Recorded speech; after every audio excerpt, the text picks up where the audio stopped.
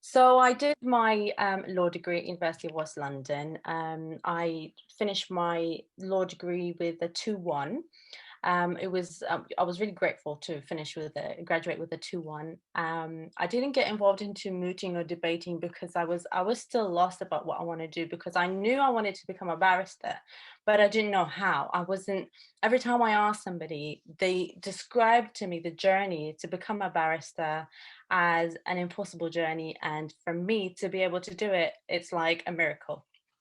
So every time I try to step and go ahead and become a barrister and intentionally say, yeah, that's it, I'm going to do it, there's always negativity around me. I would say negativity because they're trying to advise me, but it's not the right advice. Anyway, so I finished my law degree, didn't know what to do, so I did an LLM. And like Benedict say, honestly, the LLM was a waste. And I'm going to give you the same advice. If you want to do the LLM, it's only if you want to go into the academia, if you want to become a lecturer, if you want to become a professor, if you have such passion for a specific topic, then fine, do the LLM. But the LLM will not help you to become a barrister or a solicitor. It does not give you credit or gives you the license to practice. Okay. It may be helpful if you do it at, for example, Oxford or Cambridge or one of the Russell Group universities, and you excel at it, and it's a specific topic you want to practice in later on. Great, it helps you stand out from the rest of the applicants. But it's not as what people think. It's not like the barrister training course or the LPC where you become a solicitor or a barrister. Anyways, I got into Queen Mary University of London, and that was the top third university in the UK. So that was an accomplishment for me, not because I went to the university, but it was for me to boost my confidence because of how many people have doubted my abilities to do well. So I finished my LLM, and then I wanted to do the bar, but the BPTC was called then, it was £20,000. And because I have used the student finance to do my LLM, I couldn't get a loan. So I had to pay for it myself. I couldn't pay for it myself. So I started working. I took 2 years gap between my LLM and the barrister training course. I was working, I was lost, I didn't know what to do. I got into BPP University 2 years ago, and when it was time to start the course, I wasn't ready. So I deferred it 1 year. I wasn't ready financially, I wasn't ready mentally. People's negativity kept on just pushing me down. Okay. And then 2019 came and I was still not ready. So I deferred it again, and 2020 came and I couldn't defer it one more time. They said you can only defer it twice. So during the COVID, the first lockdown, I was so adamant that I'm going to become a barrister no matter what. I started looking into self-development and started reading about these things and, boosting my self-confidence. So I thought I'm going to do the barrister course and I'm going to see for myself whether I can do it or not. So I applied to the bar at BPP University of London. I got into the university, decided to do it part-time because I currently work full-time. I work for the Home Office, and doing the barrister training course part-time will give me time to revise, and according to everybody, I can't do it, so it's going to give me more time to focus on it. So yeah, I'm currently doing the barrister training course at BPP Law School in Holborn campus, and I'm working full-time, and it's going really well. And yeah, that's my journey so far, and we'll get into more details if you guys have any specific questions pointed to me. Yeah, so thank you. Chile, would you like to go next? Yeah. Hi, everyone. So for me, I actually never did anything law related prior university. I studied performing arts and acting, and I was kind of going down the path of wanting to be an actor, but I always had an interest in law. And I wasn't sure if I could get into university and do law, having done acting. But when I did apply at Nottingham Trent University, I got an offer, and I was a bit worried to start starting law, like switching from acting. But I really enjoyed it, and I've always had an interest in law. I just didn't know much about it, and I didn't really know the difference between a barrister and a solicitor. And a lot of people around me sort of just spoke about the legal practice course and the solicitor route. So I kind of assumed that that's the route that I would go down. It wasn't until my second year of university when I did a short placement at a law firm, and I actually attended court and saw barristers give their speeches, is when I decided that that's the kind of work that I wanted to do, as opposed to being a solicitor. Yeah, and then after that, I knew that I wanted to do the barrister's training course, but I wasn't ready to apply for it yet. So I did take 2 years out, and then I applied for it. But I just want to quickly touch on why I chose law to begin with, from acting. So for me personally, I was working and I was just really interested in employment rights, and I would do a bit of research, but it was very minimal. And whilst I was studying acting as well, when I first moved out at 19 and I was renting, I had a few issues with my landlord, and I had to go through the process of the small claims court because I had to take some money back from him. And going through that process just made me become even more interested in law, and wanted me to pursue a career in law, because I kind of wanted to be able to do things like that and help people in situations that I was in. The bar course itself is quite intense and very time consuming, but from the stuff that I heard about the bar course, I feel like it's very it's not impossible and you can do it. Yeah, and that's it. Nathan, would you like to go next, please? Sure. Just picking up there from Chile. Of course, nothing's impossible. But when I first started out, I didn't want to be a barrister. I think, like most boys, I just wanted to play football, and that was my dream. That was what I had done since I was a kid. A lot of my friends played football, and that was my ambition. But along the way, in life, it always presents obstacles and challenges. And I needed to make a decision as to what I wanted to do if I couldn't play football. And I, of course, went through the normal process, studying GCSEs, A levels, and I didn't do A level law. And I remember a poignant moment being with my business studies tutor at the time, and I think she was probably more shocked and amazed than I was at the results that I got. And as I looked at the results, I just had this moment where I was thinking, gosh, what do I do next? Because in my assessment, and probably wrongly, I thought that I overachieved, to be honest, in terms of the grades that I got in my A level, because I was still quite lackadaisical, and I certainly didn't work to the level that I work to now, and that you have to work to.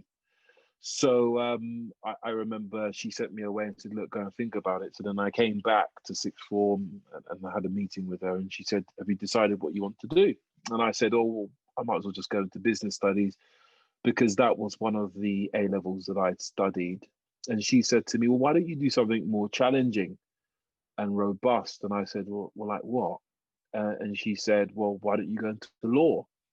and I nearly fell off my seat because I couldn't believe that I could ever envisage me in law.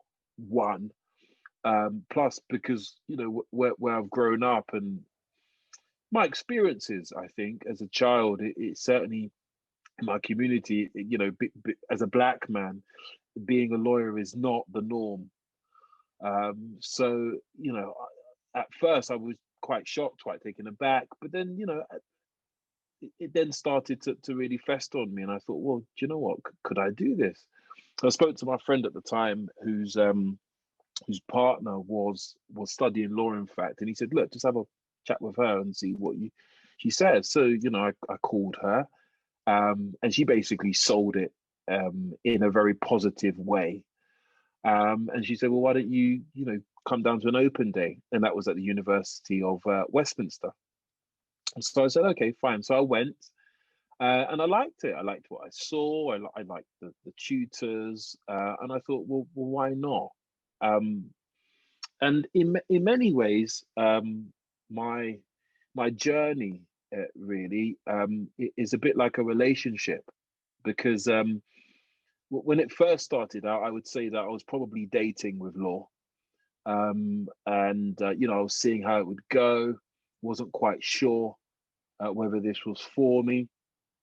And I remember some difficult periods in my first year where I think it was in contract law, and it was just a specific principle, a discrete principle. Whereas when I think about it now, I could, do it with my eyes closed, but I just couldn't get my head around it. And I just remember getting up in the library and just saying, look, this isn't for me.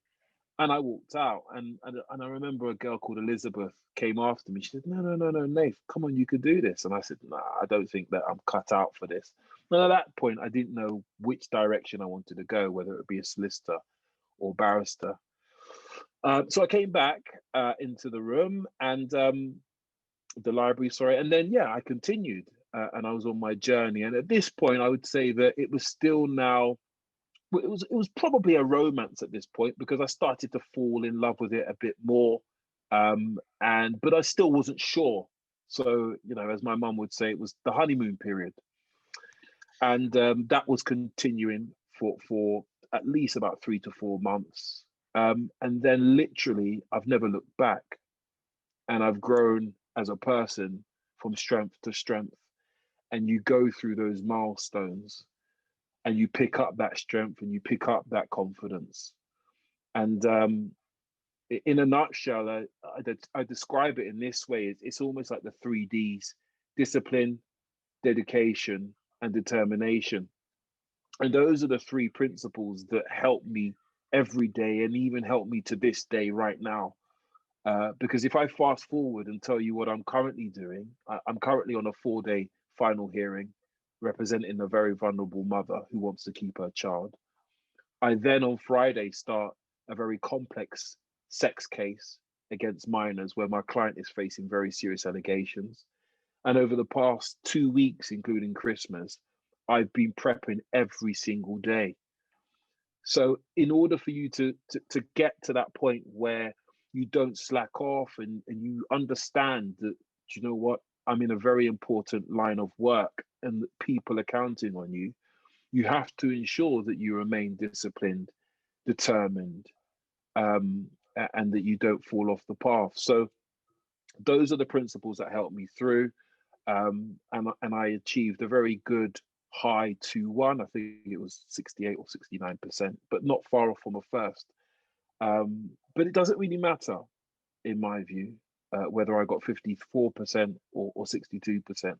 What matters is that I felt that I could do this, and I was believing now, and that was helping me get through this process.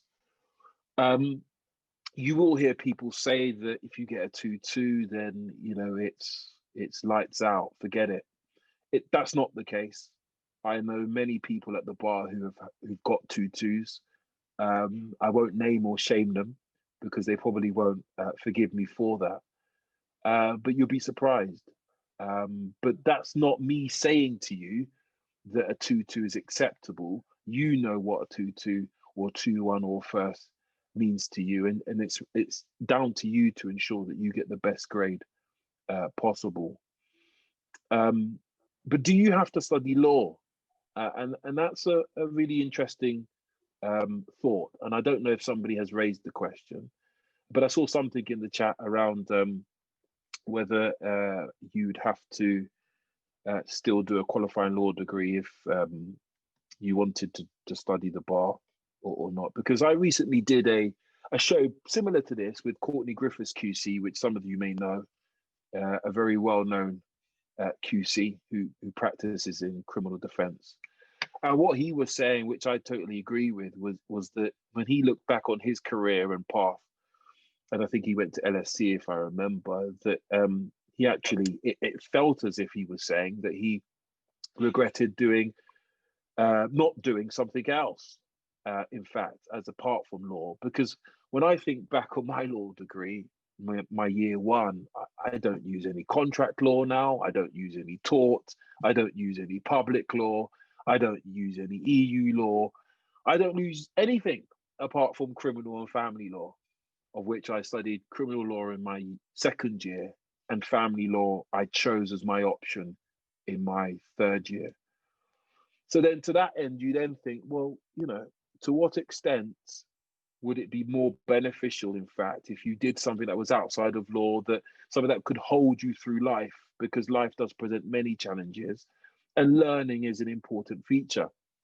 And so I raised that because I listened intently to what Zara and Benedicte had said about the LLM course.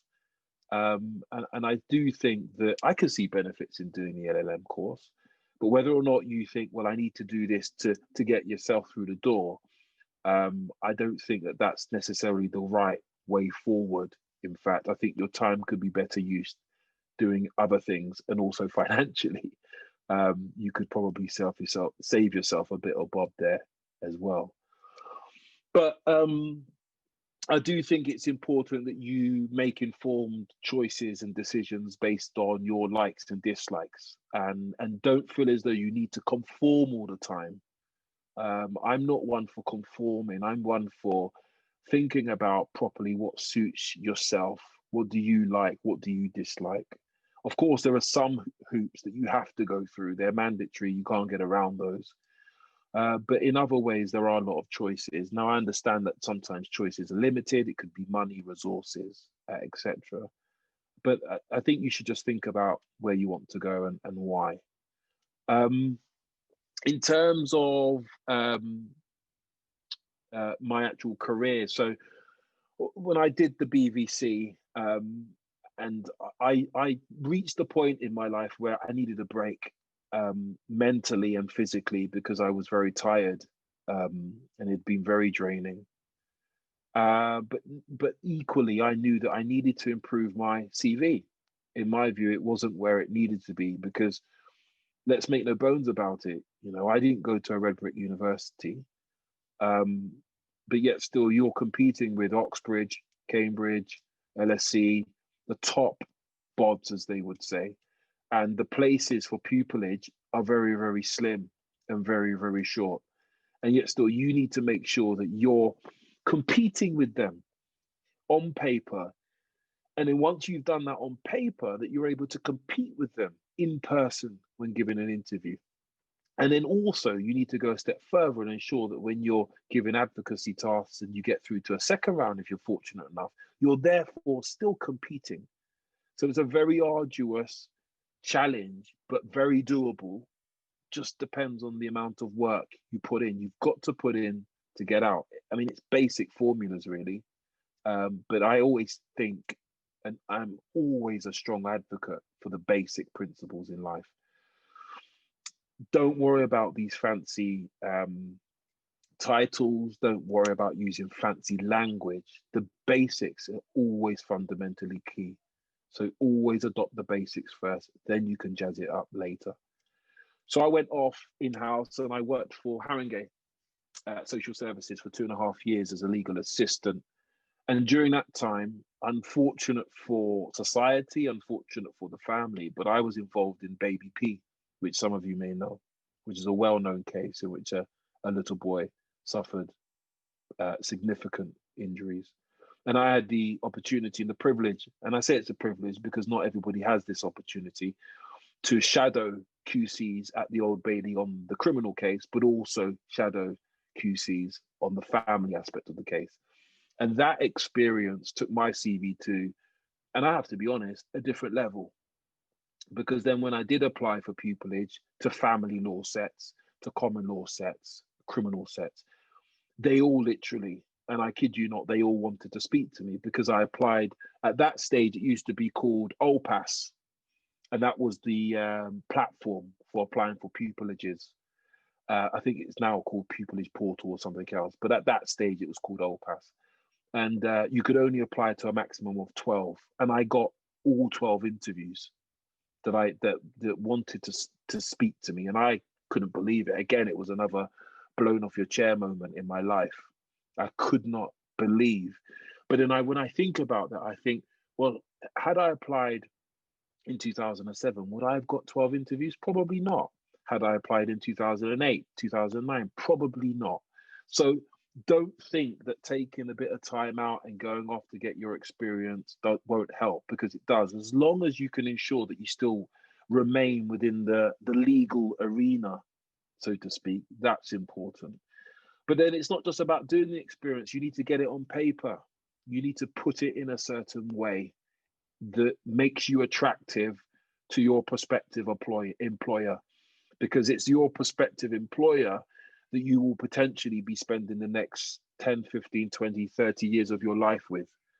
And ultimately, and I sit on pupillage panels in my chambers, and when I see a candidate and we're interviewing them, I think, well, can I work with this person every day? Could I see them in chambers every day? I know at the moment, due to COVID, we're not actually seeing anyone, so we're all remote. But you see the point. People need to understand that it's not just about ability. It's not just about being able to write an opinion or present good advocacy. How are you as a person? What's your character like? What's your personality like? And get that out in your interview. It really bothers me when I see people sit there and don't get their character out. And it's frustrating because there's only so much that we can ask you to try and tease that out of you.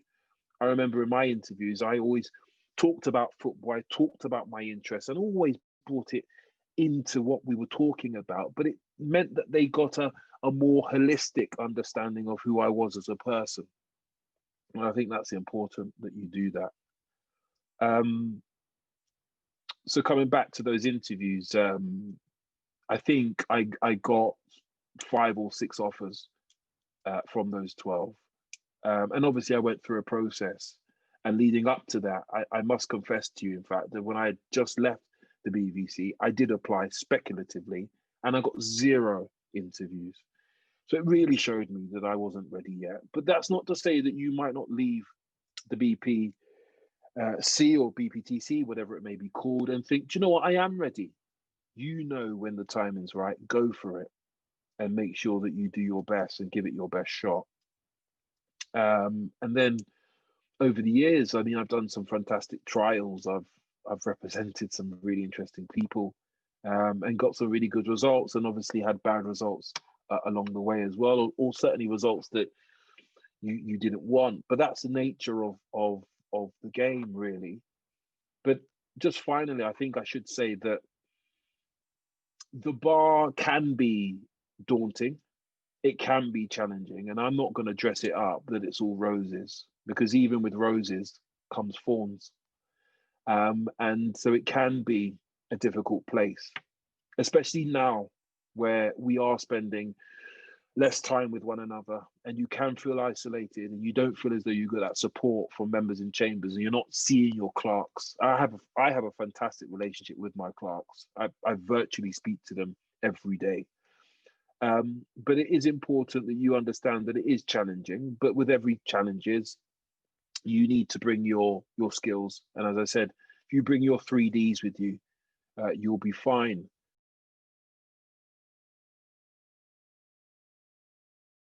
So we're just going to now go through the questions that we've been receiving in the chat. If anybody does want to speak, feel free to raise your hand and we'll allow you to speak. So We got an email before the event, which asked basically the difference between the BTC and the bar at law. We had a little chat about this earlier, and we think what you mean is basically the same thing. So the BTC and the bar are the same thing. So the BTC is the actual course that you do in order for you to become a barrister, but it's the same thing. Unless anybody else has something to say about that. Yeah, I think it's the same thing, unless I'm missing something out. So Nathan, I think you're the best person to clarify. Yeah, it may have been me because, you know, as I said, I did the course when it was the BVC. So I'm using BVC, BPTC, BVC. There's so many different acronyms to it, but I just see it as one, really. Let's just call it the bar course. And I think that will just allay any confusion. That's great. So that kind of rules out the second question, which is it possible to do both of them? It's the same thing. So yeah. So another one says, is there any specific exam to be given for getting admission to the BTC? So the exam to get onto the bar course is the BCAT. So it's, I don't know how to explain it really. It's kind of an exam that tries to trip you up a little bit. The questions aren't particularly difficult, but it does take some thought. But it is the BCAT that you have to do it before you start the course. Sarah, do you want to say anything? Yeah, same thing. So before you join the bar, you actually have to do the BCAT test to get into the bar course. Now, I just wanted to clarify one thing as well.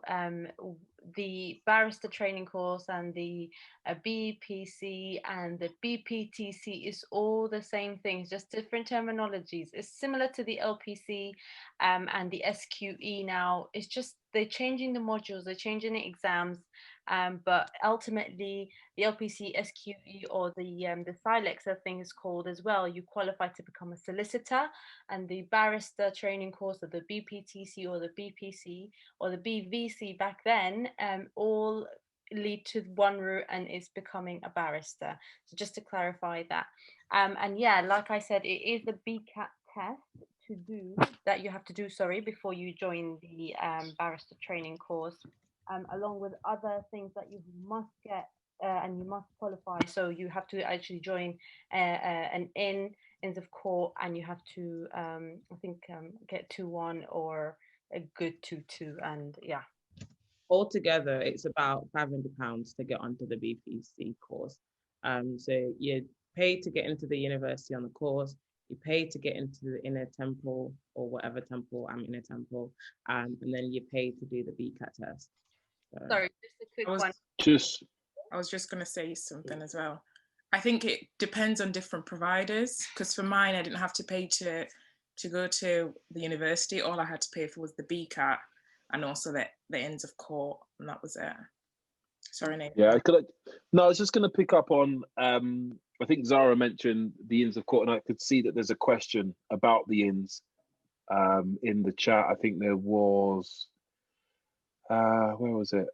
Could you please explain about being a member of an inn, because I have no idea about it. It's an important feature, the Inns, because there are 4 inns, unless I have miscounted.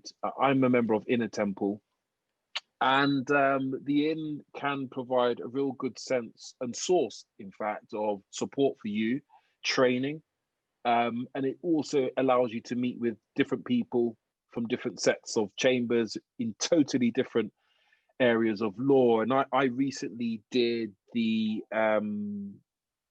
pupillage advocacy weekend away, which is something that some of you will have already done or will be doing very soon through your inns. And I was one of the group leaders. So what happens is, if COVID wasn't around, we would all go off to, I think it's Cumberland Lodge, which is in the south somewhere.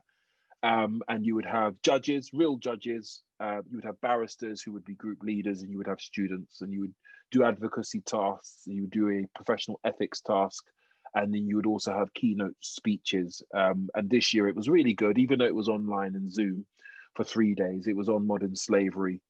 Act and how it impacts on us as barristers and also in society and in law. So the inns are very valuable. You'll also need to do your sessions and dinings with them as well. I believe it's 12 times from my recollection, but I really enjoyed it, and obviously enjoyed the fine dining, and the food was great as well. Right, yeah. I can't leave that bit out. So I think the next question. I was just going to add as well, we've not had that experience this year because of COVID. We've had our qualifying sessions virtually, but that's what. I mean, that is absolutely a real shame, because when I look back, I mean, it literally is the highlight for me of the course. I mean, that those sessions were just fantastic. You know, you'd dress up, you'd walk down Chancery Lane, you go into the inns, and it was that feeling of I'm on my way to being a barrister, which I think is really important. And it's a real shame. And I don't want to put a downer on it for you, but I do think it's a real shame that during the current climate that those aspects are lost, because it is very important to actually feel part of it all. I agree with that. And I think in terms of networking as well, we're at a disadvantage, if anything, because we're not meeting these people in real life. We're just behind the camera. We obviously, I'm part of Inner Temple as well, and I actually applied to the pupillage weekend in May, because that is the only one that might be face to face. So I'm really hoping that it will be, because that would be great to experience that. So the next question, I'll direct this to Nathan. So the average salary for a criminal barrister, and is it true that it increases over the years of practice? Gosh, money. Look, increases over, it only increases insofar as how good you are, really. I mean, I'm going to be blunt about it. If you're good, you'll be busy. If you're good, you'll have solicitors of your own that will instruct you, and you will have solicitors that come through chambers, through the clerks. Historically, criminal law, you used to make really good money, very good money, in fact. Now, very difficult. But then I guess the question then is why are you doing it? Are you in it just for the money, or is it because you genuinely love doing law and criminal law? I personally love doing criminal law, and I know I do family, and family admittedly is really good money. But I would never, ever give up my criminal practice, because for me, there's nothing better than jury advocacy. It's for me the best form of advocacy that you can do as a barrister. Admittedly, I don't do as many trials as I used to now. I just do 1 to 2 trials per year in crime, and the rest I do family. And that's also to give me some respite so I can get away from family, because it can become emotionally draining at times. And then I miss criminal law. I miss arguing, because you argue in a different way in family as opposed to criminal law. And criminal law clients are really funny as well. So yeah, the money can be very difficult. The money is not banded when you're at the self-employed bar. If you're at the employed bar, CPS, then I think it is banded based on your grade, and it's graded. And so you may well be banded as to how much you can earn at a particular time. But if you're at the bar, at the self-employed bar, then it's all dependent on your ability to work. If you stay in bed all day, you're not going to make any money. If you get out of bed every day, you'll make some money. Okay, next question. So when picking a subject that you want to specialize as a barrister, do you have to do only one area of law or more than one? I think Nathan pretty much answered that, because he does both family and crime. Looking at pupillage applications at the moment, for me anyway, I'm interested in, like I said, employment law, human rights, personal injury, things like that. So the chambers that I'm looking at, I'm hoping that they specialize in at least one or more of these areas, so then I can at least have the opportunity to practice in any of those areas that I want to, basically. But does anybody want to say anything to that? What I will say is that there's nothing wrong in being what one might say a jack of all trades, but a master of none. because it's good to bring different skill sets across. So I've got skill sets in crime that I bring over to family that people in family don't have. I also have skill sets in family law, which I can bring over to crime, and that can help. So there's nothing wrong in being multi-dimensional. What you need to ensure you do is that when you're applying to sets, you need to tailor your aspirations, your ambitions to that particular set. There's no point in applying to, say, I don't know, Doughty Street Chambers, if you want to go off and do chancery, do tax, and do other areas that they don't do. But if you're a keen human rights barrister, if you're quite keen on public law, if you're quite keen on family, and that set does that, then make your applications to them.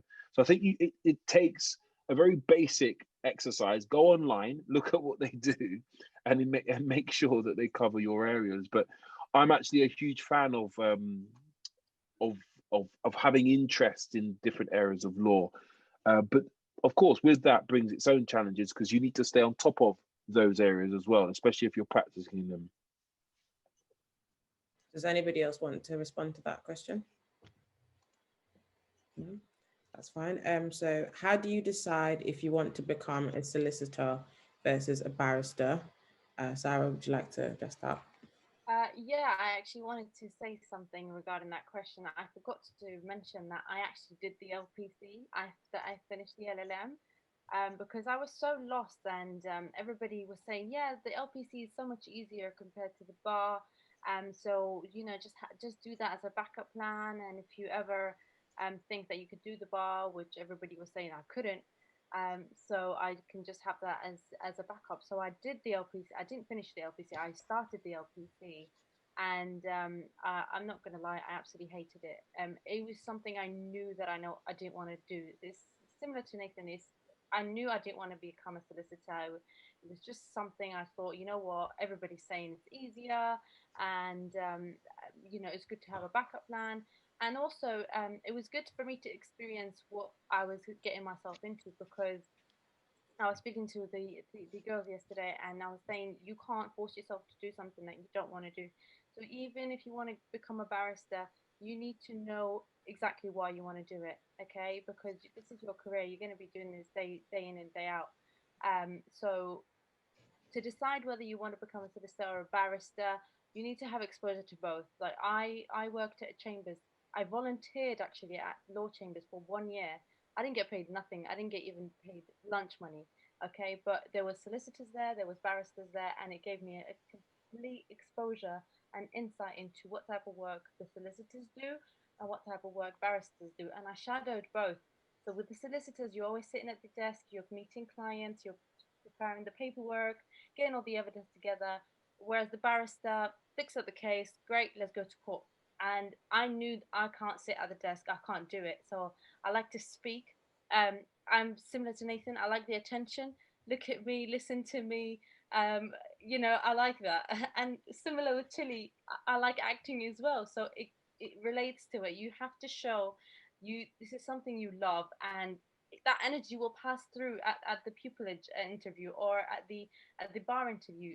If you want it, you can prove it to them, and you'll get whatever you want. Can I just say one final thing before I go, Benedict? Because I'm literally going to keel over with hunger if I don't eat something today, because I've eaten nothing.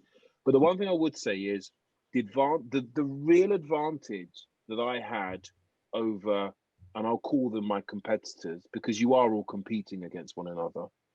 The real advantage I had is that because I had worked in-house with solicitors, I was able to say to prospective employers, oh, I've got so-and-so that will instruct me and give me work if you take me on.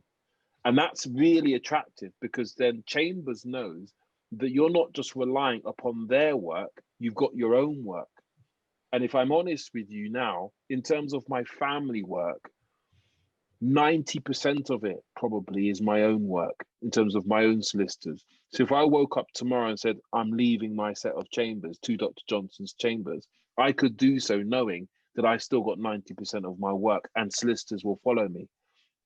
So I think there's a real advantage to working in-house, doing some paralegal work, legal assistant, is that it's your opportunity to almost nick some solicitors and put them into your pocket and bring them with you when you actually go onto the other side and practice as a barrister.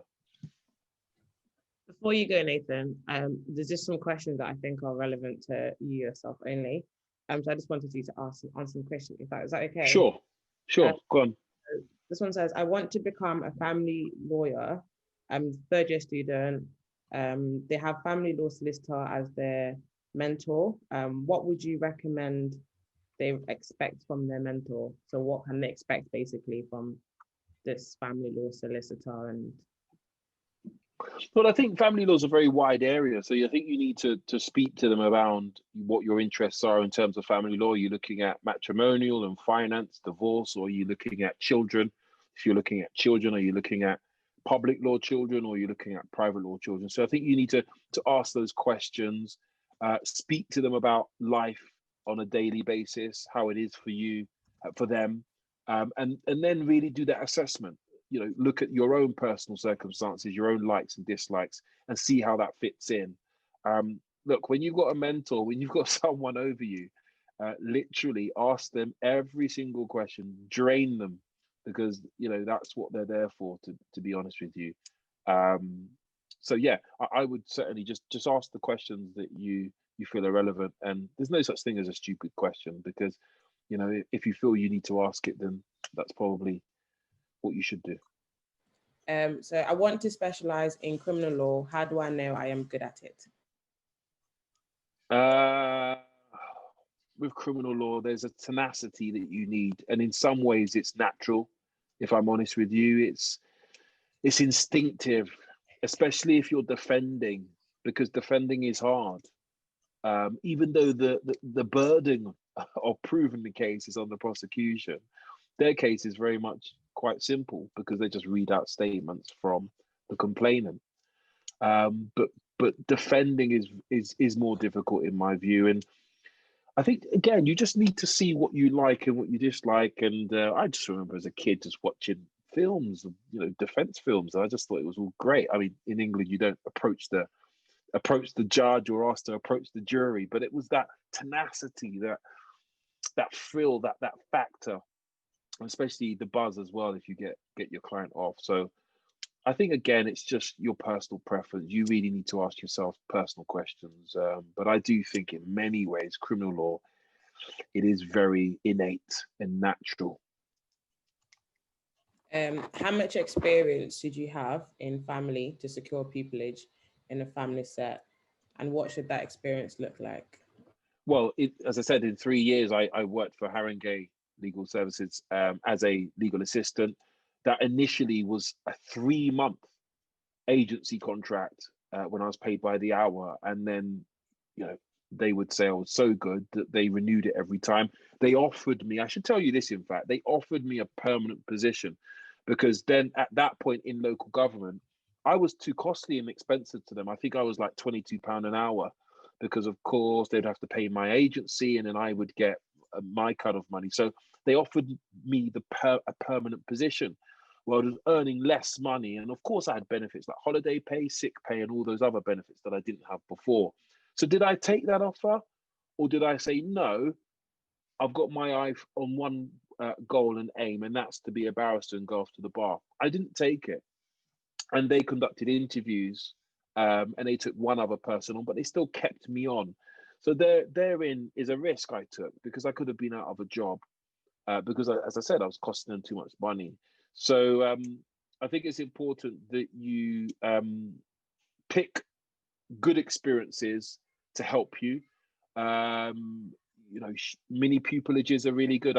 As I said, I'm doing a 4-day case this week. I've got a mini pupil with me for the next 4 days. She was with me today, and she approached me on Instagram, and I was able to, you know, put her through the process, and she's been following me. And so things like that, marshalling as well, you could still do it online. I know it's nothing beats in person, being with a judge and sitting beside the judge and seeing it from the judge's perspective, but nevertheless it's still the experience there. And in networking, you have to put yourself out there. People need to know who you are. If they don't know who you are, if they don't know what skills you have, then people won't refer you and make recommendations for you. So those are just some of the things that I would say you should do. And obviously, if it's family law you enjoy, go into family firms, call them, send them emails, ask them if they want any volunteers, that sort of thing. Any advice to a third-year student in Zimbabwe doing a BA in law who's planning on doing a BPC in the UK? I always think I'm always quite interested and intrigued by international students. I always think that it's quite courageous for someone to take that risk, because it is a risk. You're outside of your comfort zone. You're outside of what you know. And many people leave their families and friends behind. So I always think that it's a selling point as well. And it's something that really, I think that if I were an international student, I would push that really hard in terms of applications and in interviews, because I think there's a lot to gain from that. Equally, if you can speak more than one language, I think that that's a real benefit. And why people don't push that as much as I would, it's mind-boggling sometimes. But in terms of the BPC, I would say that do as much research as you can.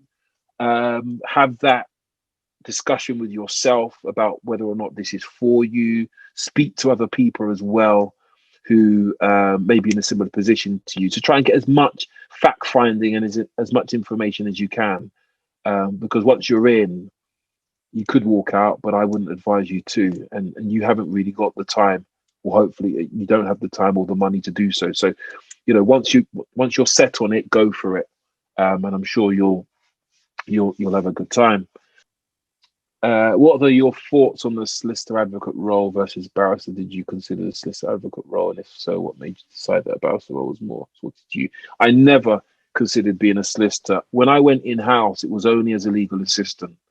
It was only because I wanted to improve my skills and qualifications. I'd never, ever wanted to be a solicitor, primarily because I was always attracted to the bar. I was always attracted to being independent. I was always attracted to advocacy. I was always attracted to being the front line and at the cutting end of decision making. Call me a glory hunter, call it what you want, but I always wanted to be that person that got it over the line, so to speak. Solicitors, advocates, I wouldn't knock them, but it's certainly not something that I ever considered. I can understand why people do go down that road. If you don't get in, if you're struggling to get pupillage, struggling to get interviews, and remember, I think it's still time limited. I think of 5 years from once you qualify with the BPTC, that you've got a time period to obtain pupillage. So, I can understand the pressures and why some people may take a different route. So I wouldn't certainly be ignorant or arrogant towards that, but it was certainly not something for me. But then I guess if you like litigation, so you like dealing with people on front end, but you also enjoy advocacy, then I guess you get the best of both worlds, and so that is something that you could go down. But yeah, it's nothing on the bar. It's nothing on the bar in terms of how much money you can make. It's nothing in the bar in terms of the experiences, the camaraderie, the integrity and skill of the bar. It's nowhere near that. But it's an opportunity to nevertheless be in law and do what you have set out to do. Last question. So how do you navigate feeling emotionally drained after family cases? I go for a run. I go for walks. I think it's very important in this climate that you do look after your own well-being, your mental well-being, that is. There's a lot of work at the bar about emotional well-being. There's a real focus on it, actually. And there's never been a focus on it like that before, because people do suffer depression. People do feel isolated. The job can get you down.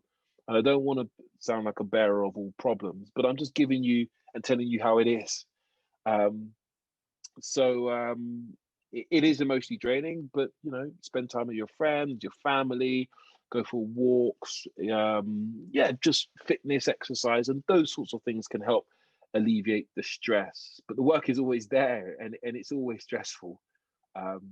especially when you are at the bar as well. Thank you so much, Nathan, for your time. You can go. No worries.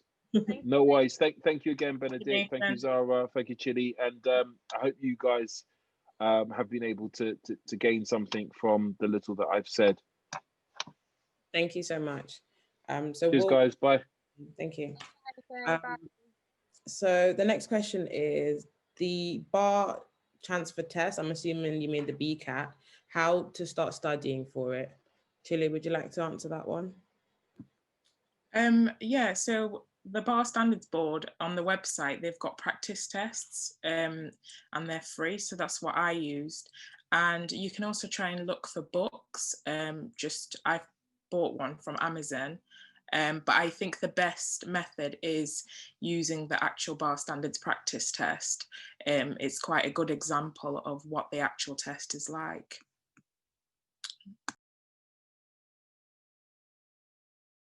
Sarah, do you want to add anything? No, just the same thing. There is online. There's this book you get from Amazon. You can practice, and it's basically like critical thinking. I don't know if you've done the 11 plus test to get into, for example, a grammar school. It's quite similar because it tests your critical thinking and reasoning. So if you can't get hold of the book, there is loads of websites online where you can practice those types of questions. Yeah, it's the BCAT isn't particularly difficult. So if you do a few practice tests, you should be all right. So the next question says, will the BPTC change just like the LPC is changing into the SQE, where you don't need a law degree to qualify?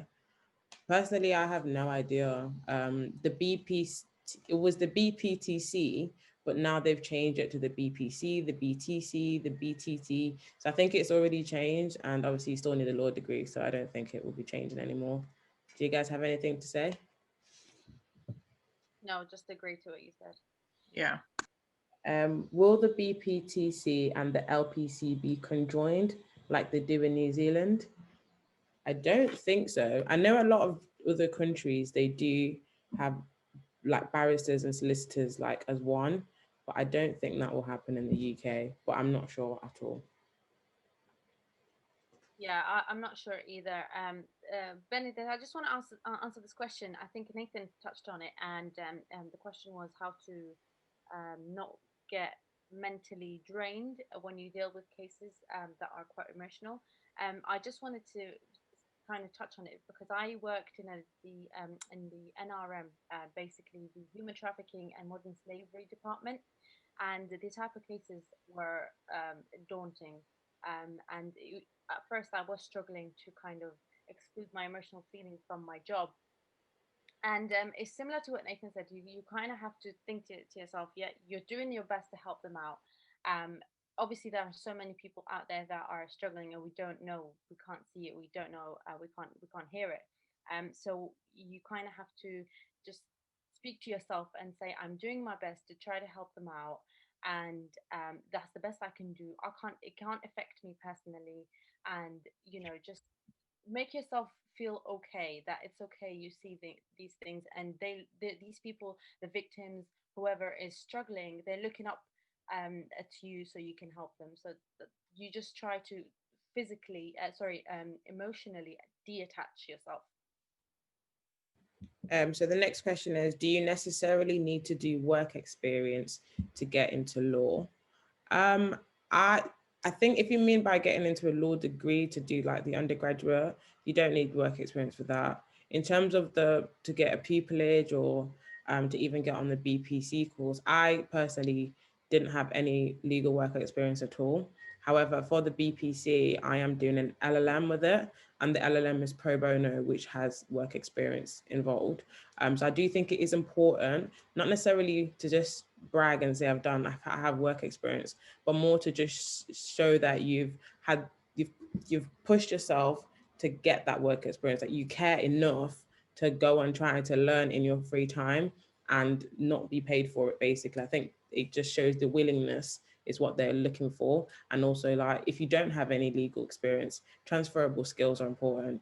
Even if you've worked in retail, you can use those skills in the legal environment. So I think it's not necessary, but it is good. It looks good on your CV. Chilly, do you want to add anything to that? In terms of work experience, when you're in the early stages of law, it can be a bit difficult to get. But I was also going to say it's quite good to just go to court as well, because I think I was going to say this in relation to a different question when someone asked about how do you know if you want to be a barrister or a solicitor, because it's free to go into court. And I didn't actually go to court until I was in my law degree, but I wish that I had sooner. So you can just walk into court and watch cases, and that is also a bit of experience as well. Advice to A-level students who want to get into law. I would say start now, because obviously I didn't know anything. So I was just going day by day until I ended in final year, missed the scholarship applications. So really start looking into it as early as possible.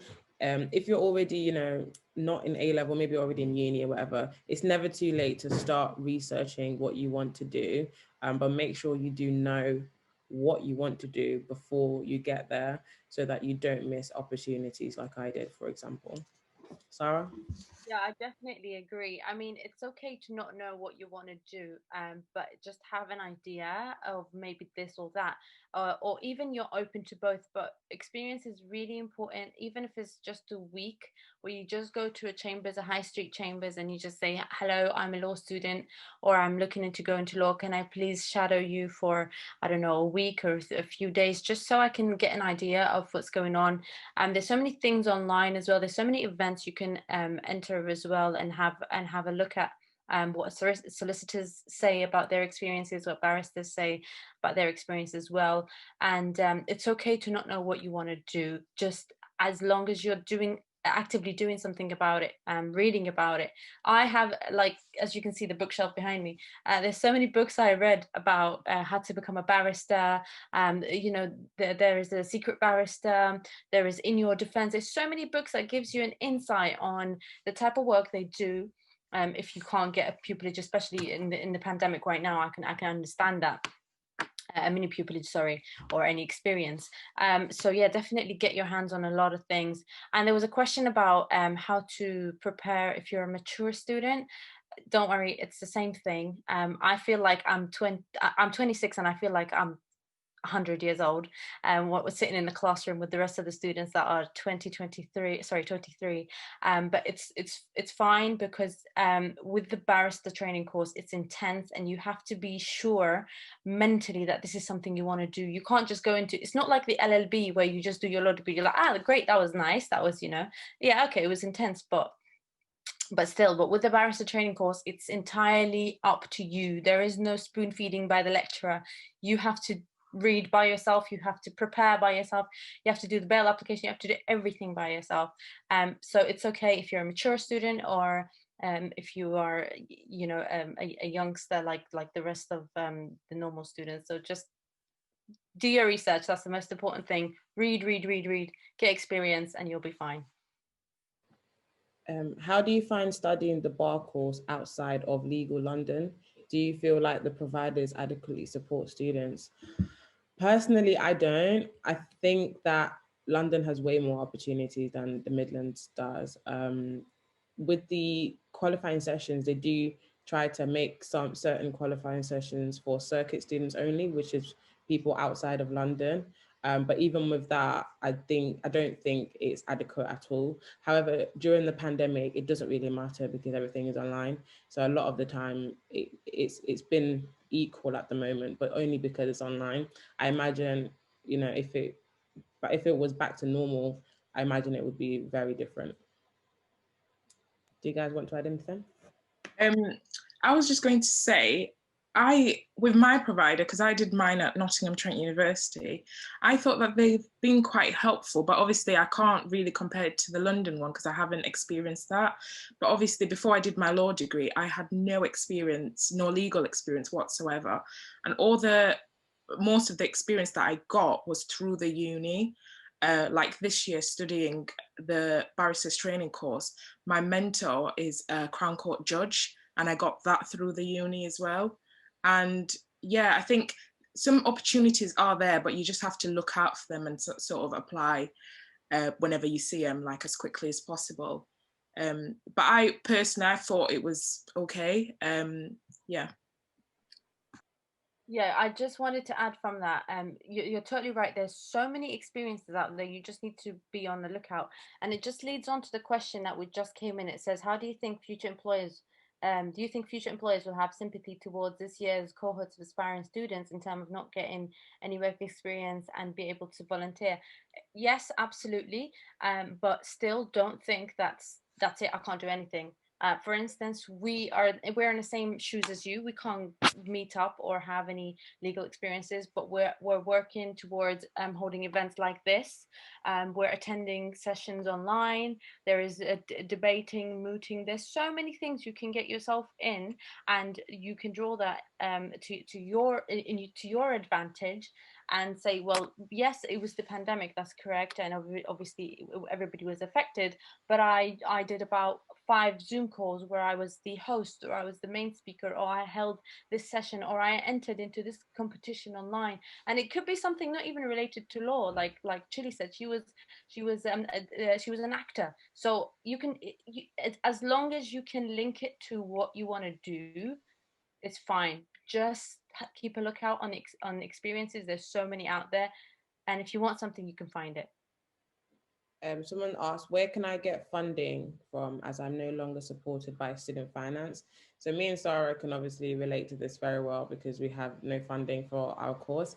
I worked for a whole year to save the money for the course, but there are other scholarships out there that can help. There's organizations that you can reach out to that might be able to help. But for me, I found it easier to just get the money because I know for certain that I'll be able to save up, whereas you don't know if you'll be able to get the scholarship or not.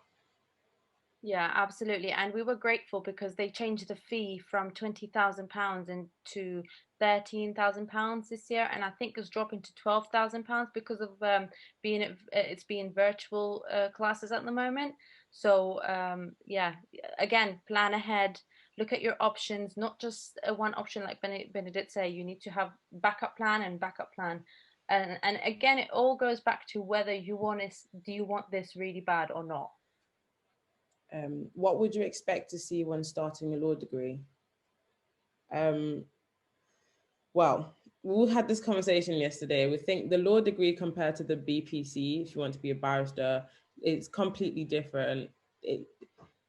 They're nothing alike, absolutely nothing alike. With the law degree, you're learning about specific areas of law and how to basically apply them to a certain situation.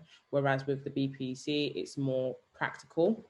So what you can expect is basically, this is a criminal module, this is the tort law module, this is contract law module. These are some cases, and you get examined on it. But I personally was not very fond of the law degree. I don't think it's some. I think they should really reevaluate the law degree, because I don't really feel like it's that relevant. But if Sarah would you like to answer that? I think Chili can take the question. On how, what was it again? Sorry, what do I think of it? What do you expect to see when starting the law degree? What do you expect to see? I think if you haven't done any law before, it's new, but I think you're eased into it quite well. They break it down for you on how to answer a question. There's different styles of questions, and you learn how to answer those types of questions. For me, I enjoyed my law degree. There's some areas of law that I knew I didn't really like, and then other areas that I quite enjoyed. But yeah, it's just normal uni, to be honest. It's just you get exams, you get tests and stuff like that. There's nothing special about it really. But there'll be areas that you prefer over other areas. So yeah. What skills would you need to have to stand out as a law student? Like I said earlier, when I was in university, I wasn't a very good law student, I'll say. I just kind of did my work and went home. But I think mooting, doing like debating, society, those things are they'll make you stand out a lot on your CV. Do you guys want to add anything to that? Nothing from me. Yeah, I was just going to say, yeah, to stand out, just try and involve yourself in as many things as you can. I didn't do it as much as I should have when I did my law degree, but I kind of wish that I had, you know, getting involved in mooting. It's a bit scary when you find out about it, but the more you do it, the better you get at it. So just getting involved in as many things as you can, really. That's the best way. And if you're at the stage where you feel like, oh, I haven't done any of these things, don't panic, because it's still possible for you to progress onto the next stage of your journey to the bar, essentially. So first year law student, what type of legal experience would be beneficial as a first year student? Personally, I wasn't really thinking about legal experience when I was in first year, but I think trying to get a mini pupillage, shadowing, those types of things will be very, very helpful, regardless of what year you are or what stage you are. Even if you're in college, if you can get something to put on your CV, then they'll see you as somebody that they need to look out for, basically. Yeah, absolutely. And with the university, there is debating teams you can get into. There is extracurricular activities. There is the mooting competition that goes nationally as well. Also with the universities, so there are plenty of opportunities you can get involved in. Don't be afraid to get involved. Everybody's learning. I unfortunately I wasn't quite active during my LLB because I was afraid, everybody's going to judge me. I'm not good enough. But we have to start somewhere, and everybody's learning. Everybody's going to make a mistake. But okay, so what? Well, I'm learning. I'm human. So there are so many opportunities you can get involved in, and if you can't see anything that's visible to you, speak to your personal tutor, speak to your lecturer. There's always somebody that you can ask, even privately in a classroom. You can ask your colleagues, your fellow students. So yeah, just make sure you do something, you get involved in. And we'll do a few more questions. So how did you decide on your law specialism? So for me, I've always been interested in criminal law, human rights, immigration. I didn't know anything about employment law when I was in uni because we didn't do it. It's only when I did my master's, we had to choose 6 modules. All 5 of my modules were based around human rights and criminal. And I had one spot and I didn't know what to choose because there was nothing else that I wanted to do. So I chose employment law randomly. And I found that I really, really enjoyed it. And it's become something that I'd like to practice in. Since then, I've done, advising employment law clients. So now I've kind of gotten more of an insight into it. And I really like it, basically. Do you guys want to answer? Yeah, it's the same thing for me. I mean, I want to go into immigration law because I myself, I was a refugee, so I've been through that process. So I want to specialize in it because of the experience I've been exposed to. I also like to go into criminal as well because it's just so interesting, and it's similar to what Nathan said. You see on the TV all the CSI and the MI5 and all of that stuff, and I definitely want to get into it. And also from my work, I kind of work in related to criminal, not specifically criminal, but it's kind of criminal and immigration, and I love it. But then if you can't decide, you have to get, again, exposure. It's always about exposure, because in an interview, for example a pupillage interview, they're going to ask you, okay, so yeah, I can see you've got passion for this, but how do you know you don't have passion for something else that you haven't tried? Okay, so that's why it's so important to even go down to, I don't know, personal injury chambers and say, hey, can I get some experience? And you hate it, and you never get your hands on it, but on the interview and on your CV you say, well, I tried it and I know it's not for me. Chile. Yeah, it's just pretty similar to what both of you guys have said. It's exposure, because I think it can be very different as well with learning the subject, and actually in practice it can be slightly different. So exposure will let you know which area that you want to go in. For me, I like quite a range of different areas. So I'm quite open when I'm applying for pupillage. I'm going to apply for different areas. I'm quite open to trying different areas. I didn't really want to limit myself in a particular area. I think that's another thing as well. I don't think you don't have to limit yourself when you're at this stage. So you can, if you're not sure, then that's fine. Yeah, so for me, I'm quite open to other areas as well.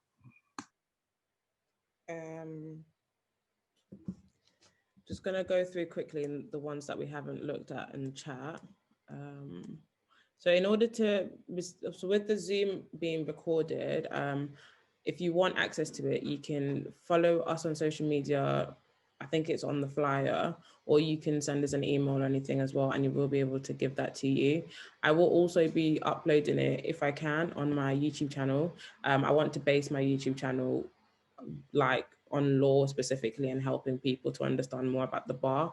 So all of that will be on my Instagram as well, if you want to know more about that. So the next one says, I've researched into human rights, but a lot of things I've read seems like it's impossible to get into if you didn't go into Cambridge or Oxford. I think a lot of the time people talk about red brick universities and you need to go to this uni, you need to go to that uni. If you don't go here, you're not good enough. That's not true, because at the end of the day, if you graduate with a first at Birmingham City University and you graduate with a 2-2 in Cambridge, you graduate with the first at Birmingham City University. That's what they're looking at. Obviously, it helps if it's like, yeah, I went to Cambridge. But for example, on the BPC course, I'm in a class with a girl who went to Cambridge. We're in the boat together at the end of the day. What happens now is what determines where we end up. It doesn't really matter whether you go into whichever university, in my opinion, anyway. Does anyone want to add anything to that? I totally agree with what you said. It's the same thing with me. I've had so many negativity from people. You can't do it. You don't even speak the language. You can't do it. You don't have experience. You don't do it. You don't belong here. You know, you're a Muslim, and everybody in the bar is Christian, and they're white mainly. All of this talks, but don't worry, you can do it. Everybody can do it. If you focus, and if it's something you really want, don't let anybody stop you from getting what you want. Chile, would you like to add on to that at all? Yeah, I agree. I don't think it really matters where you do, what provider you go to. I think it's your own personal experience and how you portray that in your interviews. Yeah, and I think when you're applying for universities, you can normally see the percentage of the pupillage rate. So if that's something that you're cautious about, you can check that before to help you in deciding what provider you want to go to. So the next question says, what would be the typical route to the bar, explaining the timeline and the process? Does one person want to just talk about that? Sarah, do you want to do that? Sorry, what was the question again? And what's the typical route to the bar? So you do your LLB and you do your BTC straight away. You would be looking to apply to your BPTC course whilst you're doing your LLB course. So the third year, and probably looking at in your second year, you would look at what type of universities, if you want to do it part-time, if you want to do it full-time. And whilst you're doing that in your third year, you will look at pupillages for your year after the BPTC, because it's like that's the quickest way you can do it. Your LLB, your BPTC, your pupillage, and that's it, you're working. Yeah. This one's quite long. I'm a recent LLB graduate and I'm looking to compare and contrast the different legal professions in order to determine the right legal career for myself. I'm currently following the path to qualify as a commercial solicitor, but I'm open to finding out more about what life as a barrister looks like. So my question is, what would be the typical route to the bar? So we've just had that, thanks. So what type of university is better to go to when studying the BPTC? Should I go to Uni of Law or BPP, where competition is everywhere, or go to a smaller provider where atmosphere is more calmer? I don't think it matters. We all go to different universities. Sarah goes to BPP, I go to ULaw, Chile goes to Nottingham Trent. You're getting the same qualifications at the end of the day. It's just about which university you prefer. I've always been attracted to the University of Law for some reason, and I've always wanted to go there. So that's exactly what I did. So research into it. I think a lot of these questions can be answered with, do your research, look up your, what area are you interested in, watch some YouTube videos, really think about what you want and really try to understand what it is that you're getting yourself into. Because yes, it's difficult. And yes, we're trying to make it more accessible to let people have more information about it. However, if you don't do the research, you just won't know. You just won't be able to answer any of these questions anyway. A lot of things are trial and error. So when you try something, it might not work out for you, then you realize that's not for you until you find something that does. So just read into the universities and see what you can find. But yeah, I think I'm just gonna see quickly, but I think we'll be closing. What was the biggest obstacle you felt you had to overcome in your pursuit of the career at the bar? I feel like my obstacle for me has yet to come, and I think it's going to be pupillage. Everything else is sort of like, a no-brainer. You have to do the bar course or else you can't be a barrister. That's it. Pupillage, I think it's going to be really, really difficult. In terms of pupillage as well, I did want to let you guys know that we will be hosting a pupillage advice event as well, just talking about pupillage applications. I'll have a panel of actual barristers, so you guys can get a great insight into what sort of things they're looking for, what your application needs to be like, interviews also, because we do have quite a few questions about interviews and things like that. So yeah, Sarah has just put our social media on the chat. So if you do have any further questions, if you would like to attend the next event that we host, which will be soon, the Pupillage Advice one, please follow us on social media. And once we get those flyers out, you guys can have the link. And if you have any other questions you do want to ask, if anything we didn't address already, feel free to DM us, send us an email, whatever, and we'll be able to answer those questions for you. Also, we did want to say as well that if you guys have any ideas of anything you want to know more about, I had somebody message me on Twitter that they want to know more about scholarships and how to get a scholarship. So if you guys have anything that you're particularly interested in that you would like addressed, please let us know as well.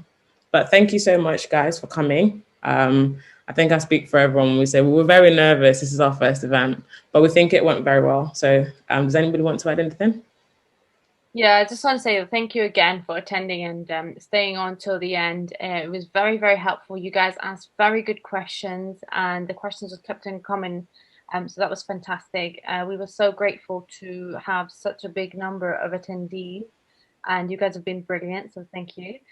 We were so lucky to have Nathan as a practicing barrister to come along and give his experiences. It was fantastic. It was inspirational for all of us, including me, Chilly, and Benedicte, because we're learning as well.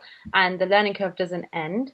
Like Benedicte say, do follow us on Instagram. If you have any questions, don't be shy. Just drop us a message, and hopefully we'll be able to answer it.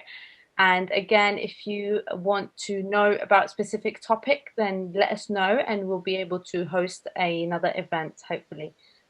Yes, that's from me. Thank you. Chilly? Similar to what both you guys have said as well. I hope that the event was helpful to you guys and you've taken something from it. And yeah, just feel free if there's anything that we've missed out to message us. I don't mind you asking me any questions, so you can reach out if you've got any questions, and that's all. Thank you very much, guys. Thank you. Have a good night. Bye-bye. Thank you.